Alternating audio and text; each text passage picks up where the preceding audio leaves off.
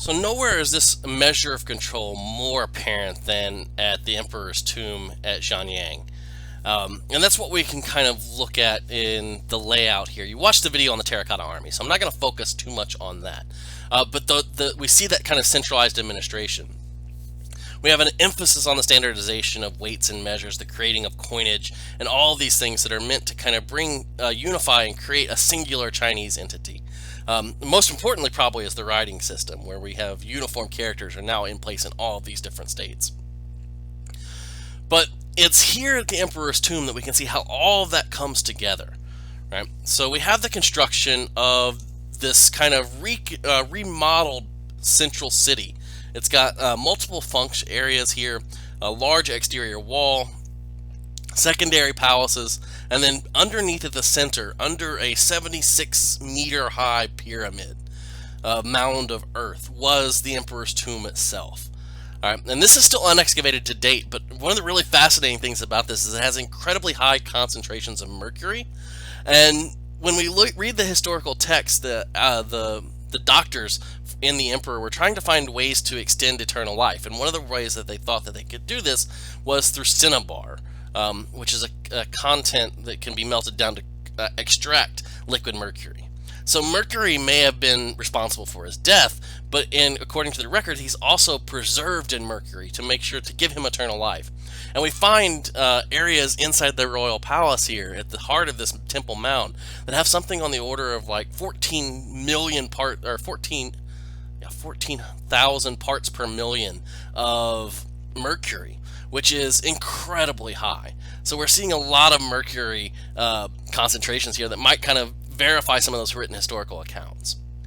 But the reason I want to talk about the Emperor's tomb in this relationship is it shows the stark divisions in society.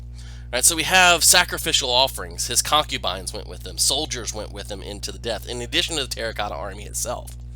But we also have out to the north of the complex, this area here, showing the locations of the workers' burials. And this kind of gives their rank, their location, where they were born inside of small bits of pottery, before they're thrown in simple earthen graves. And we know from this area of excavation here, the single grave here, there are 120 people who died relatively around the same time to be included in a single burial pit through this. So we're looking at a lot of ideas here to show that not only are we bringing in the artisans that were talked about for the video, but we're also bringing in large amounts of unskilled labor who are literally being worked to death to build this tomb. And that kind of verifies what we see in some of the ideas with the social classes within Imperial China. Right? So remember, the emperor is the state. Everything belongs to the emperor. But we can kind of see different classes below him.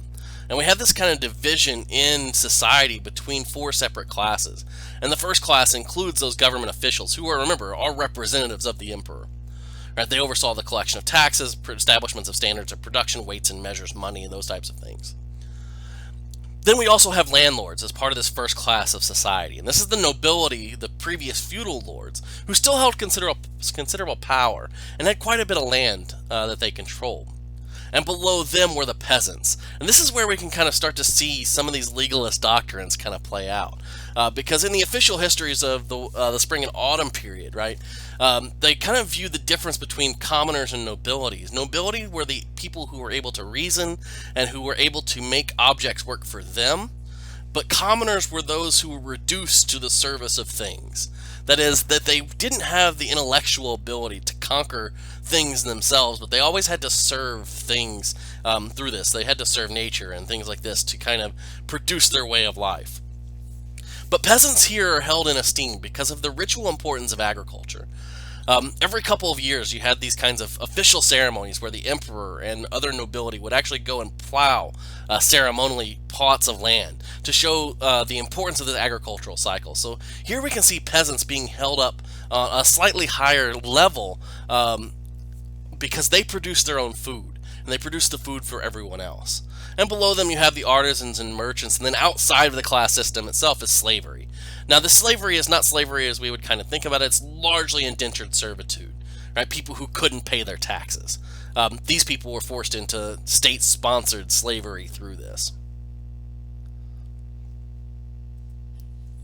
Now, within the palace itself, and this is where we start to get into the reading that you read for today, we can see a very structured space. Remember, the Shang or the Qin king institutes primogeniture, that is the inheritance by the firstborn son of all land, property, and titles. And this is largely to kind of avoid partitioning the empire among all of his sons when he dies.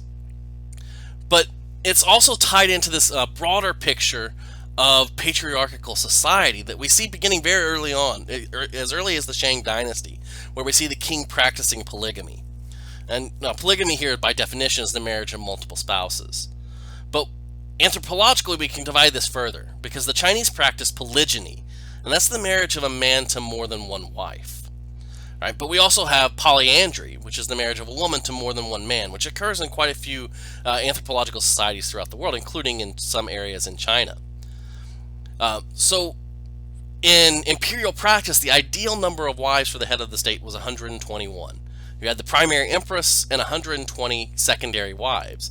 And these wives are selected for a wide variety of purposes. Most of them are to consolidate political alliances, to bring in wealthy families, important allies into the imperial system.